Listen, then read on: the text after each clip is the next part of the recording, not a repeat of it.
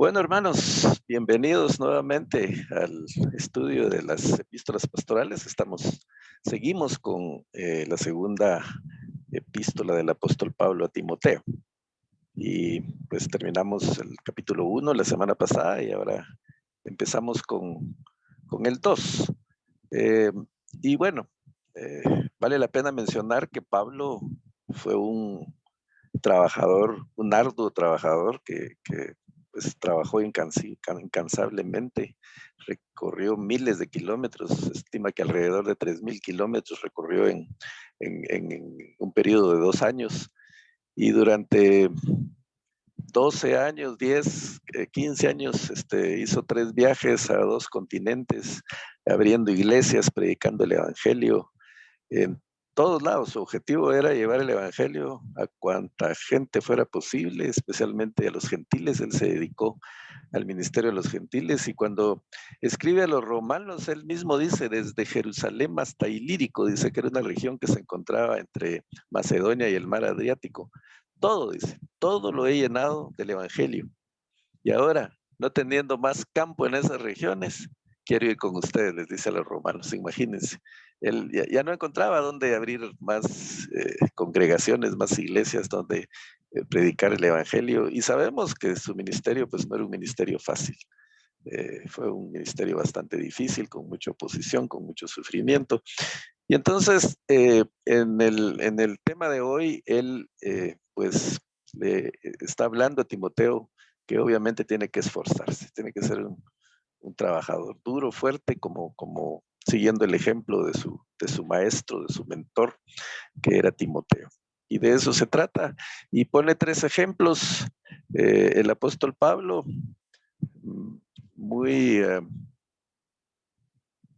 específicos, que pues yo les compartí ahí en la imagen de un soldado, un atleta o un labrador.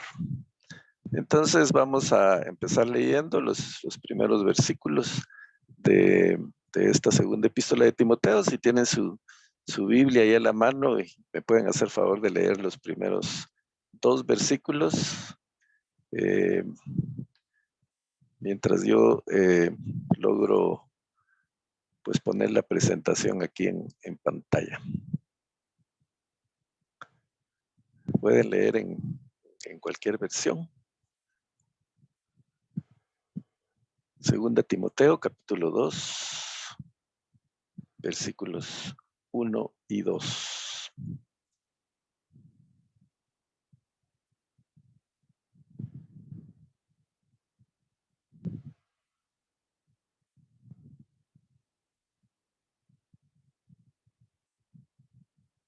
Bueno, ahora sí ya los tenemos aquí en pantalla. Los leo.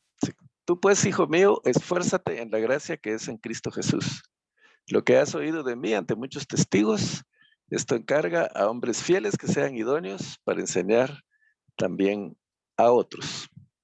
Bueno, pues ya mencionamos el esfuerzo de Pablo, el trabajo duro de Pablo, y ahora pues él está exhortando a Timoteo. Bueno, esto es un imperativo. Hay alrededor de 25 imperativos en esta carta de Pablo a Timoteo, de las instrucciones que le está dando, pero más que instrucciones, pues como dijimos, son imperativos, son cosas que tiene que hacer sí o sí para cumplir con el trabajo que le espera. Y pues otra vez lo trata con mucho amor, con muy cariñosamente: hijo mío. Va la orden, va la instrucción, pero también va el amor reflejado en lo que Pablo está escribiendo. Hijo mío, esfuérzate en la gracia que es en Cristo Jesús. Y bueno, podríamos considerar este esfuerzo como algo humano o motivador, o bueno, como cuando hay una charla de desarrollo personal, ¿verdad? Yo escuché muchas charlas de desarrollo personal en empresas. Yo mismo pues doy algunas, y pues hay motivadores que empiezan diciéndole a la gente: bueno, tú puedes, tú eres lo máximo, tú eres el mejor, naciste para triunfar. Y bueno, y van así entusiasmando a la gente, especialmente a los vendedores, ¿verdad? Les quieren inyectar entusiasmo y ese ánimo. Eh, pero eso no es lo que Pablo está haciendo. Eso no es la intención de Pablo. Y la palabra clave es en la gracia. Esfuérzate, sí, pero en la gracia que es en Cristo Jesús.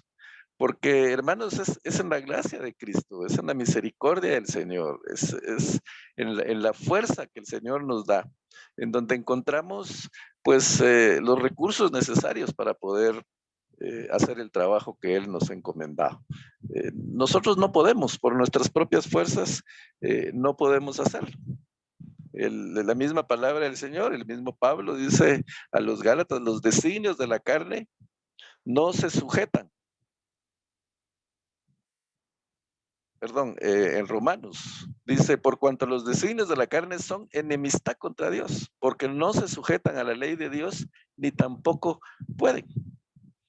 O sea, por más que queramos, hermanos, nuestra carne, pues siempre nos va a llevar a hacer lo que no queremos. El mismo Pablo decía, ¿quién me librará de este cuerpo de muerte? Porque lo que no quiero hacer, eso hago. Entonces, por nuestras propias fuerzas no podemos. Por eso Pablo está siendo claro, esfuérzate en la gracia que es en Cristo Jesús. Nosotros pues somos pecadores. La Biblia dice que siendo aún pecadores, Cristo murió por nosotros. Y entonces, pues en nuestra condición de pecadores, sencillamente necesitamos de la gracia del Señor para poder hacer las cosas como el Señor quiere. Nos debemos fortalecer en el Señor.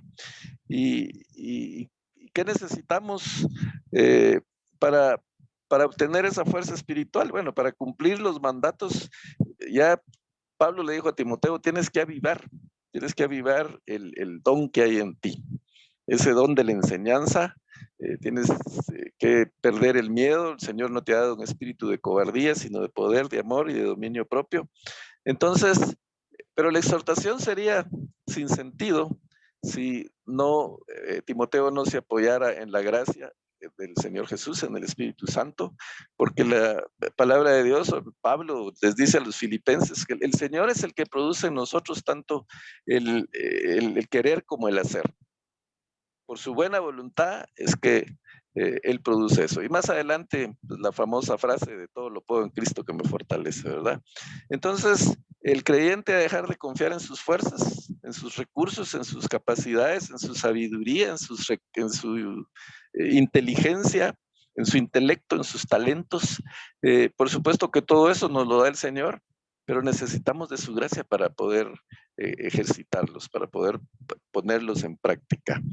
Eh, otro requisito que debe tener Timoteo y que debemos tener todos nosotros, porque pues obviamente lo que Pablo le está diciendo a Timoteo es un mensaje para todos los cristianos en todas las épocas, en todas las edades, es un mensaje para nosotros. Entonces debemos mantener una relación con Dios, debemos depender totalmente de Dios. Dios debe ser nuestra prioridad. El mismo Jesús dijo, yo soy la vid, vosotros los pámpanos, y separados de mí, nada podéis hacer. Reconocer que no podemos hacer nada. Timoteo, ya dijimos, era enfermizo, era débil, era probablemente vergonzoso, tímido, pues se sentía pues como muy joven, como para poder ministrar a otros que eran de más edad que él. Y Pablo conoce todo eso, pero Pablo le dice, con la gracia de Jesús, no tienes problema. Y eso, hermanos, lo podemos ver en muchas personas. El Señor dice que lo débil, lo menospreciado, lo vil, es lo que Él escoge para avergonzar a lo fuerte.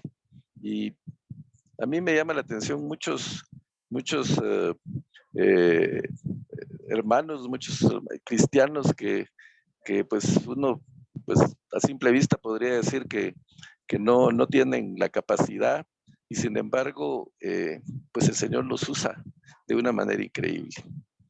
Yo escuchaba a un pastor, un jovencito mexicano con un mensaje tremendo.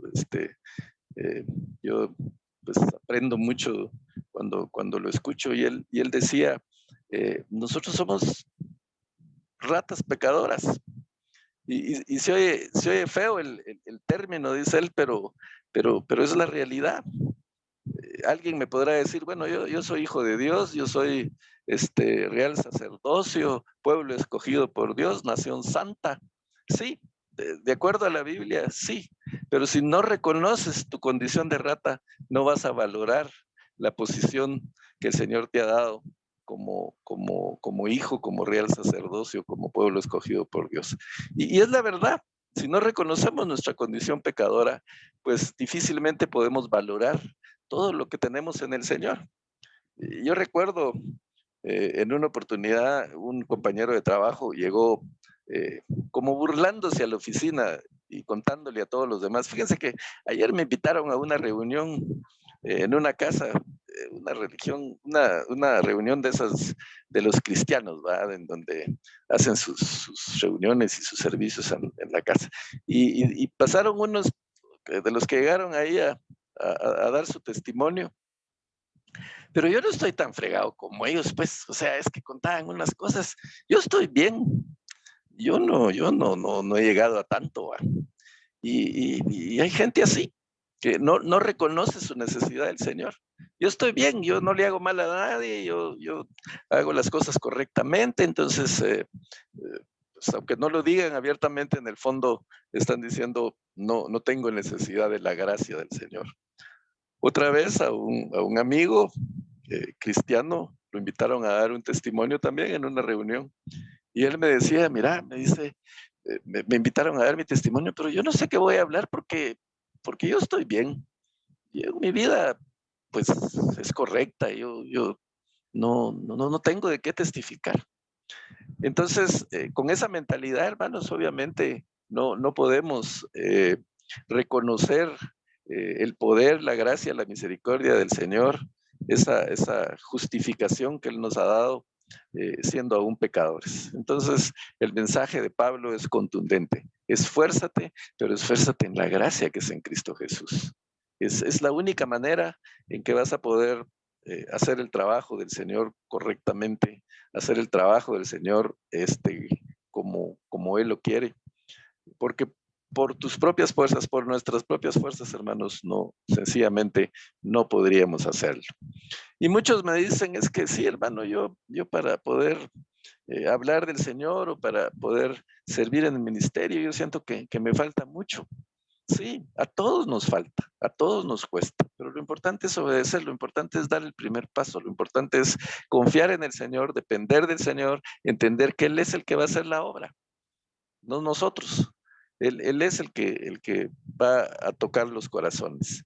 Hay gente que dice, es que yo les hablo a los demás, yo les hablo a mis parientes, a mi familia, pero no hay resultados, no hay frutos. Y entonces solo se enojan conmigo, entonces, ¿para qué les voy a seguir hablando? Pero hermanos, nuestro trabajo es compartir el Evangelio. Nosotros no podemos meternos en el corazón de las personas. Es el Señor el que va a hacer la obra. El mismo Jesús no se metió a la fuerza en el corazón de nadie.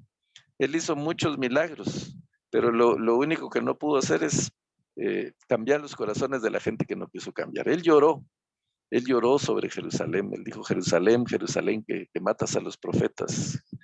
¿Cuántas veces te quise juntar como la gallina que junta sus polluelos debajo de sus alas y no quisiste? Si no queremos, o si la gente no quiere, pues sencillamente es su decisión. El Señor deja decidir a cada uno, pero eso no impide nuestro trabajo, no debe impedir nuestro trabajo.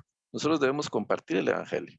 Alguien lo va a oír, alguna semilla va a caer en tierra fértil.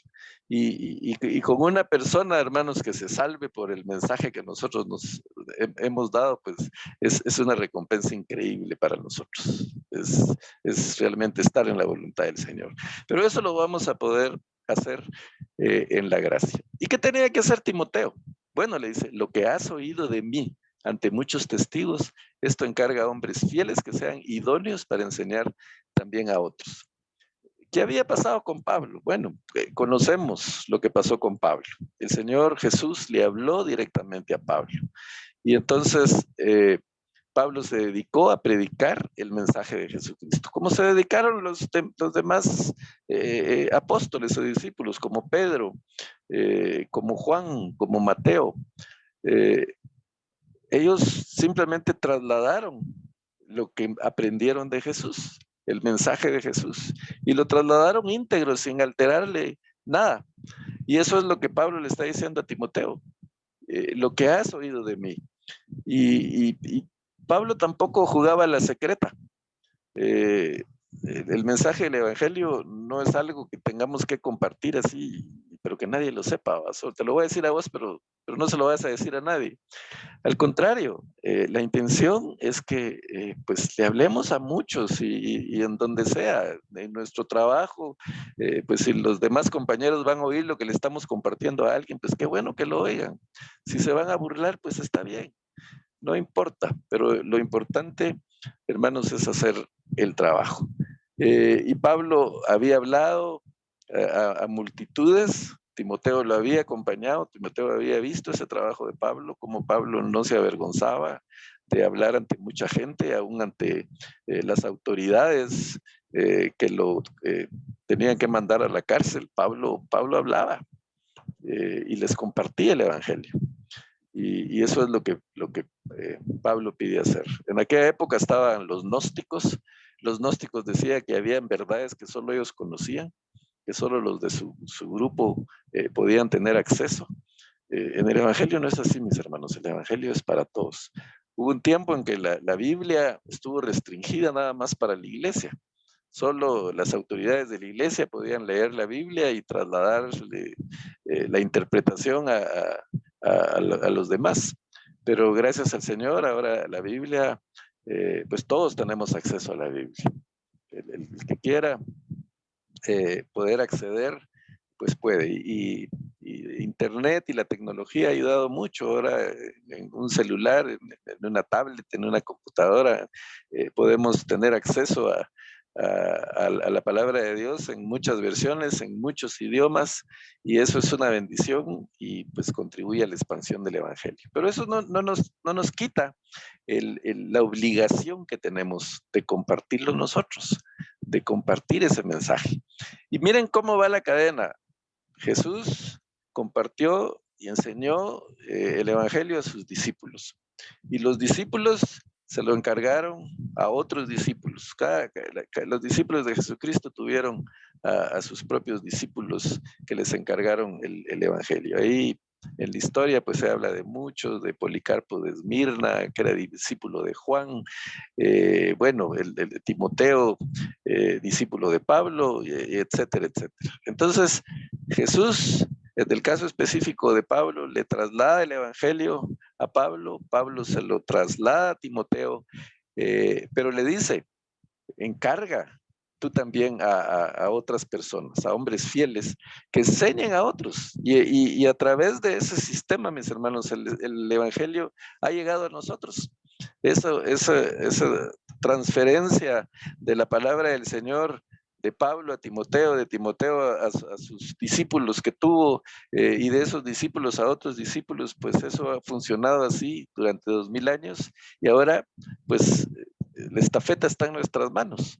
Nosotros estamos recibiendo la palabra del Señor y nosotros tenemos la responsabilidad de trasladarla a otras personas, de comunicar este mensaje. No se trata de llenarnos de la palabra del Señor y quedarnos llenos y satisfechos, pero no compartirlo con los demás. Entonces, este estudio, mis hermanos, pues ojalá que tenga el beneficio de que ustedes que están aquí presentes escuchándolo, los que pues están oyendo la grabación, eh, pues puedan tomar esa responsabilidad, tomar la estafeta y decidirse a hacer el trabajo de compartir el evangelio con otras personas. Cualquiera de nosotros pues puede ser idóneo para enseñar, para compartir, siempre y cuando seamos fieles. Fieles, dice aquí, para enseñar también a otros. Y la fidelidad pues nos va a dar la idoneidad para poder trabajar. En los siguientes versículos dice, tú pues sufre penalidades como buen soldado. Aquí Pablo va a hacer la analogía con tres profesiones, la profesión del soldado, la profesión del atleta y de la profesión del labrador o del agricultor. Y lo que le está diciendo es que Timoteo debe entregarse completamente al ministerio. Aquí encontré esta fotografía en internet de una mujer soldado, no recuerdo el nombre, pero fue la primera mujer que perdió la vida en combate en Ucrania, en la guerra de Ucrania. Aquí era una escritora y pues murió luchando por su país. Entonces el soldado va a la batalla dispuesto a todo, a pasar penas, a sufrir y eventualmente a morir por defender a su país, por defender a sus ideales. Entonces el cristiano pues también tiene que estar dispuesto a sufrir penalidades como buen soldado, como dice aquí Pablo. Y dice, ninguno que milita se enreda en los negocios de la vida a fin de agradar a aquel que lo tomó por soldado. El soldado está entregado a su trabajo, está completamente dedicado a cumplir las órdenes de su superior o de sus superiores. Y entonces el cristiano pues también tiene que tener esa vocación de servicio, esa vocación de compartir la palabra del Señor. Y bueno, Pablo tampoco está hablando de que pues no se pueda trabajar, porque entonces se estaría contradiciendo. Él mismo trabajaba, él mismo hacía carpas para sostener su ministerio. Él recomienda fuertemente a las iglesias que sostengan a las personas que se dedican al ministerio, a compartir la palabra del Señor, que sostengan a sus pastores para que los pastores se dediquen en un 100% al ministerio y no se distraigan por otras cosas. Eso es el ideal. El ideal, mis hermanos, es que nuestros líderes, nuestros pastores, pues puedan tener un sostenimiento para dedicarse completamente a la obra del Señor. Pero en muchos casos no pasa así, porque tal vez las iglesias tienen muy pocos recursos o la gente no ofrenda. Entonces hay pastores que necesitan trabajar y lo hacen por necesidad y eso está bien. Y cualquiera de nosotros pues puede combinar su trabajo secular con el ministerio. Lo que Pablo está diciendo es que la prioridad debe ser el ministerio, la vocación es el ministerio. El hermano Rudy Girón, que la mayoría de ustedes conocen, tenía una frase que decía, no existen los obreros bivocacionales, existen los obreros biocupacionales que tienen dos ocupaciones, pero su vocación es una, su vocación es servir al Señor. Entonces nuestra vocación, nuestra prioridad debe estar por encima de todo lo demás.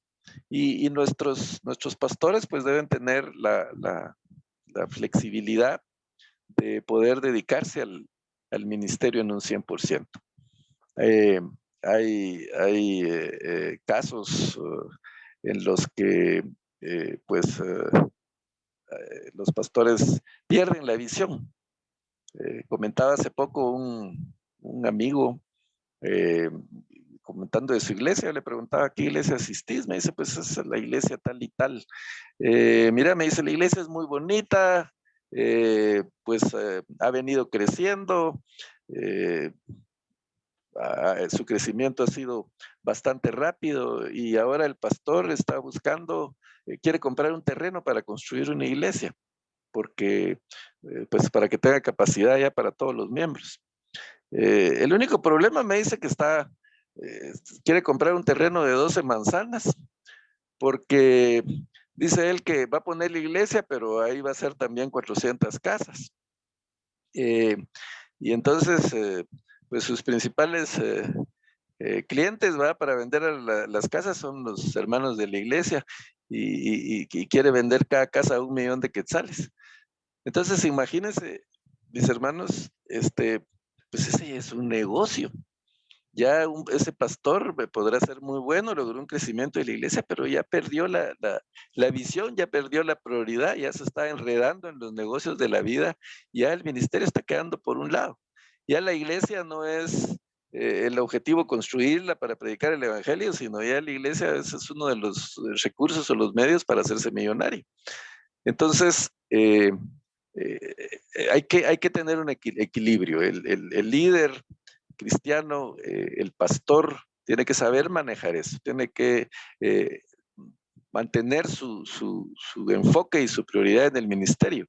Y entonces por eso Pablo le está diciendo a Timoteo, ninguno que milita se enreda en negocios de la vida. No, no significa no trabajar, porque la misma Biblia dice que el que no provee para su casa es peor que un impío. Por supuesto que podemos trabajar, por supuesto que es necesario sostener nuestra familia, nuestro hogar, pero nuestra prioridad siempre tiene que ir en función de agradar al Señor, de hacer la voluntad del Señor y de predicar su palabra.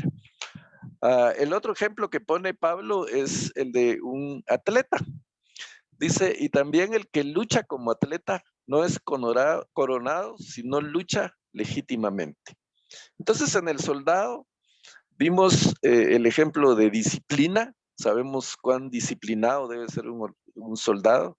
Vimos el ejemplo de compromiso, de dedicación, de enfoque en su trabajo. Y ahora en el atleta, pues sabemos también lo que es un atleta.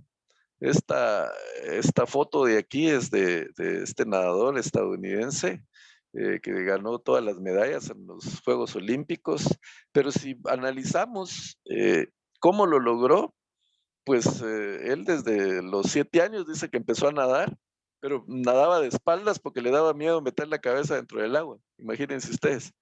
Eh, y a veces, pues nosotros empezamos así, ¿verdad? Nos da miedo meter los pies al agua, nos da miedo empezar a predicar la palabra del Señor, pero solo con constancia, con dedicación y en la medida que lo vayamos haciendo, pues vamos a lograr resultados. El atleta tiene que ser muy disciplinado. El atleta, este hombre no tenía vida cuando estaba compitiendo para los Juegos Olímpicos o entrenando, perdón, para los Juegos Olímpicos, se entrenaba 10, 12 horas diarias. Estaba completamente enfocado. Es la única manera de ganar. Sí, ganó todas las medallas, cualquiera puede decir es superdotado, pero la verdad es que más que superdotado, súper dedicado, súper comprometido a hacer su trabajo. Entonces, los cristianos, pues, necesitamos compromiso, necesitamos dedicación, necesitamos disciplina, pero la palabra clave aquí es luchar legítimamente. Y legítimamente tiene la misma raíz que legal, de acuerdo a la ley, de acuerdo a las reglas. Un atleta tiene que seguir las reglas. En la antigua Grecia, la época de Pablo, pues ahí fueron donde nacieron los Juegos Olímpicos, y las reglas eran muy estrictas para los que competían, incluso se tenían que preparar con muchos meses de anticipación, con dietas, con ciertos requisitos que les ponían y si fallaban a la hora de la competencia, pues podían perder su galardón, aún si habían ganado, podían perder su corona y su galardón. Y eso lo vemos hoy en día en las competencias. Hay muchas personas, que el ciclista famoso que ganó todos los premios de Francia, después le quitaron todos los reconocimientos porque se habían dado cuenta que había utilizado sustancias prohibidas para aumentar su fuerza, su rendimiento. Lo vemos en el fútbol, muchos futbolistas son sancionados también por problemas de dopaje. Y lo que pasa, hermanos, es que vivimos en un mundo tramposo. La verdad es esa.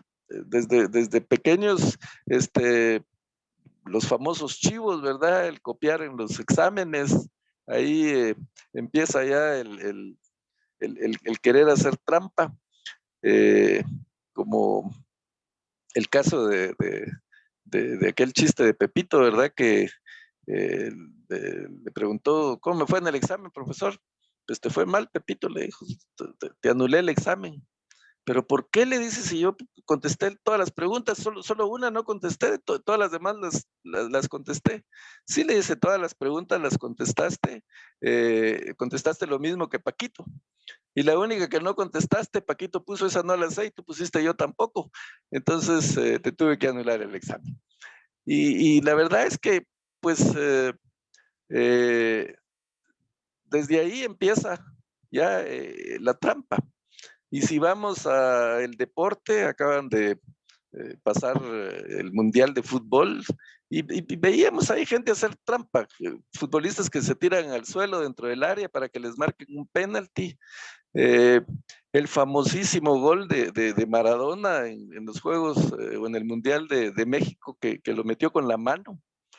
Y cuando lo entrevistaron y le dijeron que dijera la verdad, si realmente ese gol había sido con la mano, él dijo, bueno, la mitad fue con la cabeza y la otra mitad fue la mano de Dios. Y entonces a Maradona le quedó para toda su vida el apodo de la mano de Dios, porque encima alabamos la trampa. El que hace trampa, pues es alguien listo para nosotros, ¿verdad? Es alguien que pues es hábil. Confundimos lo tramposo con lo hábil. Y entonces, pues también en el Evangelio queremos hacer trampa, queremos eh, aparentar lo que no somos, queremos dar una imagen que no tenemos. Y entonces Pablo dice, el que lucha como atleta no es coronado, sino lucha legítimamente. Como cristianos, mis hermanos, tenemos que ser auténticos, tenemos que ser legítimos, olvidarnos ya de las trampas del mundo y dedicarnos a ser consistentes con lo que hablamos, no hablar una cosa y hacer otra, sino pues vivir legítimamente lo que la palabra del Señor dice, los preceptos del Señor, las normas del Señor, las reglas del Señor están ahí en la palabra y lo que necesitamos es obedecer. Y después va el labrador. El labrador para participar de los frutos, dice, debe trabajar primero. El labrador, bueno, sabemos pues que no va, siembra y a la semana o al mes ya tiene frutos. El labrador necesita pues mucha constancia, mucho sacrificio, mucho esfuerzo, eh, esperar que el clima esté a su favor. Conozco muchos agricultores que han eh, puesto todos sus recursos, toda su inversión en cultivar tomate, en cultivar pues muchas cosas. Y viene un huracán y se inunda todo y pierden su cosecha. Y empezar de nuevo y a pagar deudas que contrajeron tal vez por comprar los insumos para sembrar y viene una tormenta o simplemente no llueve porque se da el otro extremo, ¿verdad? Que hay años que son de mucha sequía, el efecto del niño, el efecto de la niña, o sea, unos días, unos años llueve mucho, otros años no llueve nada, y el agricultor sufre todo eso. Y tiene que tener paciencia, tiene que tener perseverancia para poder cosechar y tiene que esperar mucho. Y como digo, a veces cosecha y a veces no. Así es la palabra del Señor. A veces vemos fruto, a veces no. O a veces los frutos tardan mucho. Y a veces ya a lo mejor ni los vemos. Eh, estaba leyendo, por ejemplo, los dátiles. Eh, el que siembra dátiles dice que el árbol tarda aproximadamente 10 o 15 años en empezar a dar frutos. Imagínense. Pero es comercial, o sea, da un fruto ya suficiente como para venderlo y comercializarlo alrededor de los 50 años. Entonces, imagínense la paciencia del labrador. Muchos a lo mejor siembran y primero se mueren antes de que sea comercial, lo que sea comercializable el producto. Y lo mismo nos pasa. Yo escuchaba En una oportunidad, un pastor que contaba que conoció a una señora que era muy dedicada en la iglesia, que pues muy comprometida con el Señor. Pero tenía su hija que pues conforme fue creciendo se fue apartando, y él le decía al pastor: mire, pastor, hable con mi hija porque está alejada, no quiere saber nada del Señor, y, pues ore por ella, y si puede, aconséjemela, háblele. Y el pastor dice que hablaba con la muchacha y la muchacha realmente no quería nada. Entonces, pues de repente le perdió la pista a la muchacha, creo que se fue al extranjero, y la señora siguió asistiendo a la iglesia un tiempo hasta que se murió. Y bueno, falleció la señora y eh, pasó el tiempo, y unos como 4 o 5 años después, dice que se encontró en la calle a la muchacha y le dice: pastor, ¿cómo está? Y entonces la saludó, le dice: bien, le dice: ¿y usted qué está haciendo? Pues fíjese que le cuento que me estoy congregando en tal iglesia, estoy trabajando, estoy participando, y pues ahí estoy. Y le dice que qué bueno, le dice, porque cuando hablamos, pues usted no quería saber nada del evangelio. Sí, sí le dijo, pero al final las enseñanzas de mi madre hicieron efecto en mí. Mi madre ya no está, ya no lo pudo ver, pero su trabajo tuvo fruto, y el Señor me hizo reflexionar, tocó mi corazón, y ahora le estoy sirviendo. Entonces, pues hay muchos casos así, hermanos. Sembramos la palabra a nuestras generaciones, a lo mejor, pues, de entrada no las aceptan, pero con el tiempo el Señor tiene que hacer, y tiene que haber fruto. Entonces el labrador dice: debe trabajar primero. Y el labrador, pues a veces, como dijimos, ve la cosecha, come de los frutos de su cosecha, pero a veces no. Sin embargo, tiene esa paciencia, tiene esa dedicación.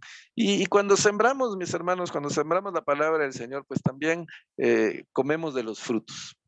Nosotros nos beneficiamos, nosotros saboreamos el poder del Evangelio, recibimos sus beneficios, y pues también eso nos motiva a trabajar para los demás.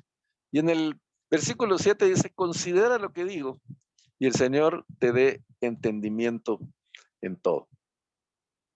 Y ese considera, pues la palabra original es mucho más fuerte. Realmente lo que le está diciendo es: reflexiona, asegúrate de entender, asegúrate de que el mensaje lo hagas tuyo, penetre, porque es la única manera que vas a poder vivirlo y trasladarlo. Entonces, considera ese mensaje, reflexiona en ese mensaje, y entonces el Señor te dé entendimiento en todo. Y aquí ratifica lo que dijo en los primeros versículos: esfuérzate en el Señor, porque es el Señor el que te va a dar entendimiento. Entonces, el Señor nos llama a esforzarnos, el Señor nos llama a trabajar, el Señor nos llama a poder meditar en la palabra del Señor. El Salmo 1 dice: en la ley del Señor está su delicia, y en su ley medita de día y de noche. Y pues eso es una de las cosas que como cristianos no debemos dejar de meditar en el Señor, no debemos dejar de comprender, de entender lo que el Señor quiere para nosotros. A mí me llena mucho el que ustedes estén aquí queriendo, pues, entender y reflexionar en la palabra del Señor, y pues eso va a ser tarde o temprano de beneficio para nuestro ministerio, para el ministerio de cada uno de nosotros. Y el Señor es el que nos va a dar entendimiento. En Juan 14:26 dice: el Consolador, el Espíritu Santo, a quien el Padre enviará en mi nombre, Él os enseñará todas las cosas y os recordará todo lo que os he dicho. Eso está en Juan 14, 26. El Señor, el Espíritu Santo, el Consolador, a quien el Padre enviará en mi nombre, en el nombre de Jesús. Él enseñará todas las cosas, Él les enseñará todas las cosas y les recordará todo lo que yo les he dicho, dijo Jesús. Entonces, hermanos, el Espíritu Santo, otra vez, es el que nos capacita. El Espíritu Santo es el que nos da la sabiduría, el poder, la fuerza, la voluntad, el querer como el hacer. Es el que nos da el entendimiento, Él nos permite aprender y recordarnos de lo que la palabra del Señor dice, de lo que el Señor Jesús dejó en su palabra. Pero obviamente es una combinación de cosas, ¿verdad? Si nosotros no nos esforzamos, si nosotros no invertimos el tiempo, si nosotros no nos dedicamos, si nosotros no leemos la palabra del Señor, si nosotros dejamos incluso de congregarnos, ¿verdad? Ahora con la pandemia, pues muchos se alejaron de la iglesia. Algunos, pues cuando bien les va, ven los servicios o las grabaciones o pues en internet los mensajes, pero otros simplemente perdieron el interés. Y entonces, pues obviamente el Señor no va a poder usarlos porque no están poniendo esa dedicación, no han perdido ese deseo, ese fuego de servir al Señor. Pero nosotros no, nosotros estamos aquí reflexionando, nosotros confiamos en que el Espíritu Santo nos da el entendimiento, que el Espíritu Santo está con nosotros. Lo único que necesitamos es sujetarnos, descansar en el Señor. El trabajo en el Señor es, como dijimos, fuerte, es duro, requiere de disciplina, requiere de dedicación, requiere compromiso, pero cuando nos tomamos de la mano del Señor, descansamos en Él. Entonces ya no es tan duro como parece. Por supuesto, debemos estar dispuestos a sufrir rechazos, problemas de todo tipo, porque cuando uno se dedica a servir al Señor, pues como que los problemas se acumularan, ¿verdad? Como que hay alguien interesado en que nos distraigamos o no hagamos el trabajo como debe ser. Pero el Espíritu del Señor está con nosotros y si Dios es con nosotros, ¿quién contra nosotros? Pero tenemos que creer, depender del Señor, descansar en el Señor. Jesús es el reposo. Cuando estudiábamos el libro de Hebreos, mirábamos eso. Él es nuestro reposo, en Él descansamos. Venid a mí los que estéis trabajados y cargados, dice que yo os haré descansar. Ah, el domingo pasado me dieron el privilegio de darles un mensaje, una reflexión, una pequeña reflexión a los ujieres que atienden a los niños, a los que trabajan con los niños. Me dijo la hermana, la encargada, mire, háganos, o denos una pequeña reflexión, porque pues para motivar a los hermanos.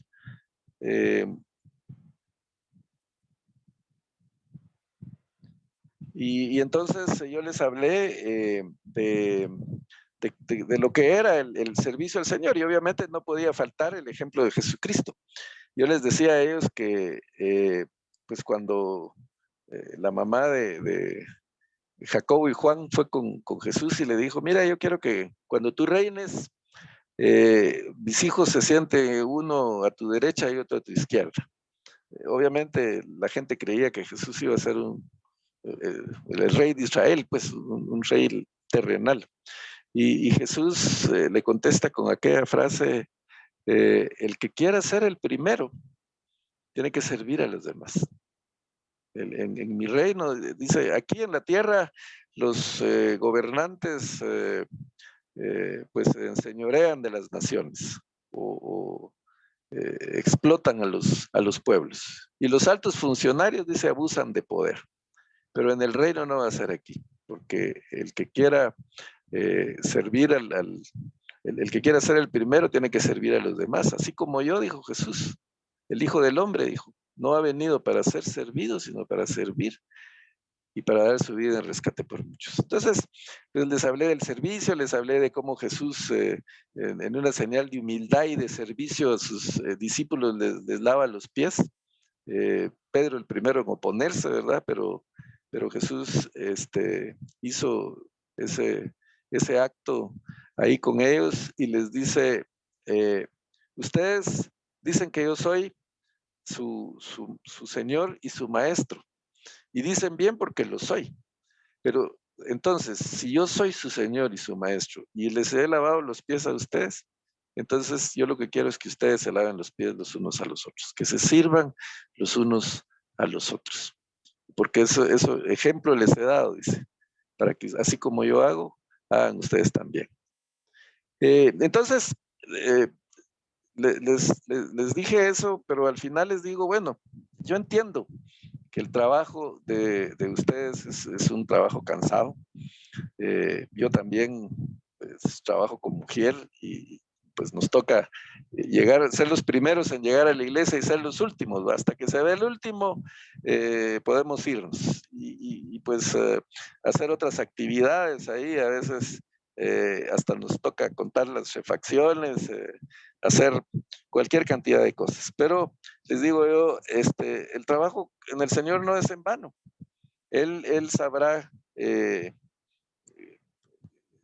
pues compensarnos. Y les di un pasaje que está en Hebreos, creo, que dice, el Señor no es injusto. Así empieza, el Señor no es injusto para olvidar el esfuerzo que ustedes han hecho, el trabajo que han hecho en el Señor, y especialmente con los creyentes. Entonces tenemos un Dios justo, mis hermanos, que de alguna manera pues nos va a recompensar. Y no estamos diciendo que por las cosas que hagamos, que por el trabajo que hagamos, el Señor nos va a dar la salvación. Ese tema creo que está claro. La salvación es por gracia, la salvación es un regalo del Señor. Hagamos lo que hagamos, no podemos merecerlo. No se trata de nuestras buenas obras, pero la Biblia sí habla de que el trabajo que hagamos vamos a recibir una corona.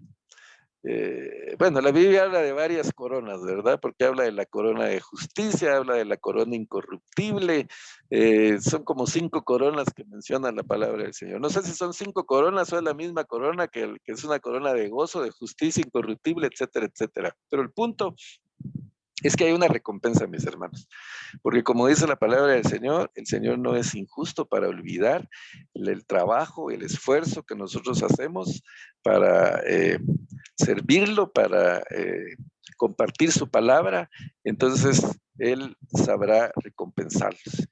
Y también dice el pasaje que hemos mencionado antes, las aflicciones de este mundo pues no son nada comparadas con la gloria venidera que nosotros ha de manifestarse. Así que mis hermanos, pues a trabajar, a seguir el ejemplo de Pablo, primero el ejemplo de Jesús. Si alguien sufrió por predicar el Evangelio fue Jesús. Fue el mayor ejemplo de sufrimiento, de servicio, de humildad, de amor. Ninguno ama más a sus amigos que el que da la vida por ellos. Y Jesús dio la vida por ellos. Y no solo por sus enemigos, no solo por sus amigos, perdón, sino por sus enemigos. Cristo Jesús dio la vida por sus enemigos, porque el que no está con el Señor, pues es enemigo del Señor, y nosotros en un tiempo fuimos enemigos, y sin embargo, Cristo murió por nosotros. Entonces, pues seguir el ejemplo primero de Jesús, después el ejemplo de Pablo, y de tantas personas que han dedicado su vida a servir el Evangelio. Y sobre todo, pues como dice aquí, hacerlo legítimamente. Pablo decía, imítenme a mí, porque yo imito a Cristo. Y esa debe ser la actitud de cada uno de nosotros. No, bueno, hagan las cosas ustedes bien, va, pero yo las hago de otro modo.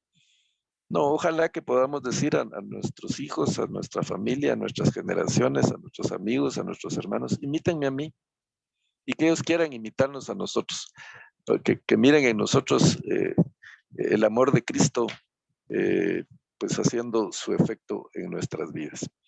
Entonces, hermanos, hasta aquí. Lo de hoy, ya estamos en tiempo, sí, cabal. Seguimos la semana entrante con otro pasaje interesante que tiene que ver con lo que Pablo está hablando aquí del sufrimiento. Como dicen los atletas, no hay gloria sin sufrimiento o no hay victoria sin dolor. A veces el dolor es necesario y de eso vamos a hablar la semana entrante, de cómo, pues, como dijimos la semana pasada, nosotros los cristianos no somos masoquistas, no andamos atrás de buscar el dolor, no se trata de torturarnos o de hacer cosas para sufrir, pero pues debemos estar dispuestos no solo a sufrir, sino a morir por predicar el Evangelio del Señor. Así como esta muchacha, esta escritora que se enlistó en el ejército y que fue a dar su vida en Ucrania defendiendo a su país, defendiendo sus ideales, eh, defendiendo pues cosas terrenales. Nosotros estamos defendiendo el Evangelio y pues buscando la vida eterna, que es lo que el Señor tiene para nosotros. Muy bien. Pues siempre pregunto si hay dudas, rara vez las hay. Eh, pero bueno, si hay alguna duda, yo siempre les sugiero que lean el pasaje que vamos a estudiar, porque cuando uno lee, siempre hay preguntas y si no se aclaran en el estudio o en la exposición que yo hago, pues pueden ustedes plantearlas después. No les ofrezco resolverlo todo, pero si hay algo que no sé, les ofrezco investigarlo, así que me va a dar mucho gusto que tengan dudas, que pregunten. Y si preguntan sus dudas, porque también se ha dado que a veces por el chat alguien me pregunta, mira hermano, fíjese que tal cosa no entendí o no me quedó claro. Y obviamente yo pues contesto, pero si eso lo dicen aquí, a lo mejor a otras personas tampoco les había quedado claro, no se animaron a preguntarlo y entonces ayuda que pregunten. Así que eh, pregunto nuevamente, ¿hay alguien que tenga alguna duda, que quiera preguntar algo, aclarar algo o hacer un comentario? Ustedes también pueden aportar mucho a la enseñanza con sus experiencias, con sus testimonios, así que pues me encantaría que comentaran. Vamos a parar la grabación y pues si hay dudas las resolvemos y si no, pues nos vemos la próxima semana.